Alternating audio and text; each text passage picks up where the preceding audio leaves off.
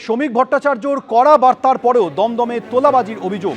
তোলা চেয়ে হুমকি দিয়েছেন নব্য বিজেপি নেতারা, এই অভিযোগ করেছেন এক প্রমোটার। তোলা না দেওয়ায় আগ্নেয়াস্ত্র নিয়ে অফিসে চড়াও হয় দুষ্কৃতীরা। দমদমে এক প্রমোটারকে বেধড়ক মারধর করেছে দুষ্কৃতীরা বলে অভিযোগ উঠেছে। এমনকি অফিসে ভাঙচুর করে সিসি ক্যামেরাও দুষ্কৃতীরা খুলে নিয়ে গেছে বলে প্রমোটারের দাবি। সিসি ক্যামেরায় সেই আক্রমণের মুহূর্তে ছবি ধরা পড়েছে। রং না দেখে কড়া ব্যবস্থা নেওয়া হবে, হুঁশিয়ারি দমদমের বিজেপি বিধায়ক অরিজিৎ বক্সী।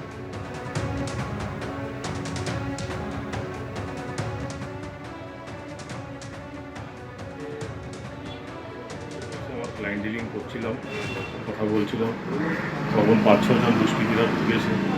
তার আগে 15-20 দিন আগে ফোন এসেছিল আমার কাছে, 5 লক্ষ টাকা ডিমান্ড করেছে। আমার একটা কনস্ট্রাকশন, এরকম কাজের অবস্থা তো খুব খারাপ, কনস্ট্রাকশনের কাজ শুরু হয়েছে নতুন, তার বিনিময়ে টাকা চেয়েছিল।